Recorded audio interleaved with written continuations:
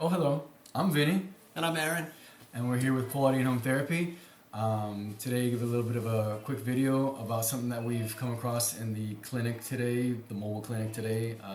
Some story that we were educating a patient regarding fall risk, trip hazards, and the biomechanics of the foot itself. So we wanted to just kind of bring that story to you guys for some carryover in education.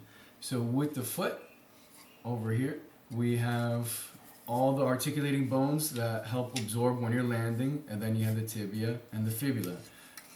Two major parts of clearing the ground when you're walking and doing any sort of step is the tibialis muscle. Where does it originate from? The lateral shaft of the condyle of the tibia.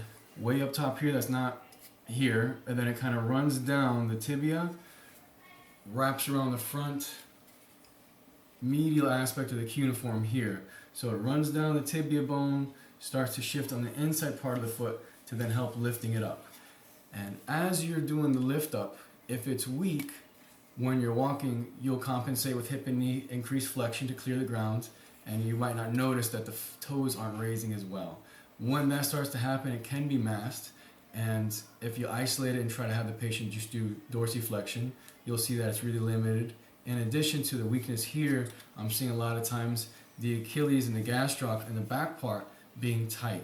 So not only do you have the weak part to not lift as well, the back part is tight, and so that leads to that shuffling walking, whereas instead of having a nice land where they're dorsiflexing and landing, it's more of a shuffle and they're compensating with hip and knee flexion.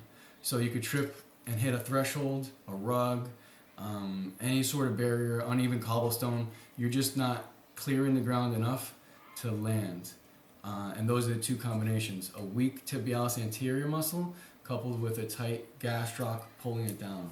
Some things that we try to do to address this is, of course, strengthen the tibialis anterior, but you have to isolate it with some dorsiflexion exercises. And not to forget some gastroc soleus calf stretches.